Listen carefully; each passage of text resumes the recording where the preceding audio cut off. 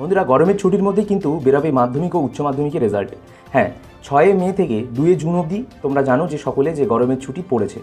আর এই 6 মে থেকে 2 জুন অবধি যে গরমের ছুটি রয়েছে তার মধ্যেই কিন্তু বেরিয়ে যাবে মাধ্যমিক ও উচ্চ মাধ্যমিকের রেজাল্ট। বেড়ে গেল গরমের ছুটি, তবে গরমের জন্য নয়, ভোটের জন্য। সরকারি এবং সরকারি অনুদানপ্রাপ্ত স্কুলগুলিতে এবার 22 দিন থাকবে গরমের ছুটি, 6 মে থেকে 2রা জুন। কারণ পর্ষদ যেটা জানাচ্ছে সূত্র মারফত আমরা প্রতি বছরই দেখি যে মে মাসের 20 তারিখ 19 তারিখ নাগাদ রেজাল্টটা বেরোয়। তো সেটা পরিবর্তিত হয়ে হয়তো আধ দিন পেছাতে পারে বা 1 দিন আগাতে পারে, কিন্তু সূত্র মারফত যেটা জানা যাচ্ছে যে 20 তারিখ 19 তারিখ রবিবার পড়ছে, 20 তারিখ সোমবার, এই সোমবারই রেজাল্ট বের হতে পারে, যেটা এবিপি আনন্দ সূত্র মারফত জানা যাচ্ছে।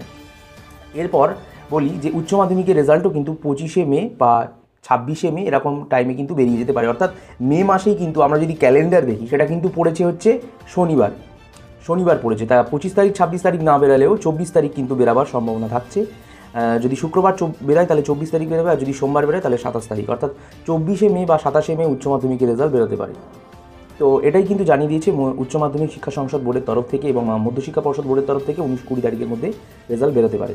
এই মাধ্যমিক ও উচ্চ মাধ্যমিকের রেজাল্ট কিন্তু গরমের ছুটির মধ্যেই বেরোবে এবং গরমের ছুটি আরও 9 দিন অতিরিক্ত আগিয়ে এসছে, কারণ ভোটের জন্য কিন্তু ছুটি অনেকটা বেড়েওছে। প্রায় 1 মাসের কাছাকাছি কিন্তু গরমের ছুটি কিন্তু শিক্ষা দপ্তরের তরফ থেকে জানিয়ে দিয়েছে। 6 মে থেকেই রাজ্যে গরমের ছুটি পড়ে যাচ্ছে প্রাথমিক, মাধ্যমিক এবং উচ্চ মাধ্যমিক স্কুলগুলিতে। সোমবার বিজ্ঞপ্তি জারি করে ছুটির দিন ঘোষণা করল মধ্যশিক্ষা পর্ষদ এবং প্রাথমিক শিক্ষা পর্ষদ।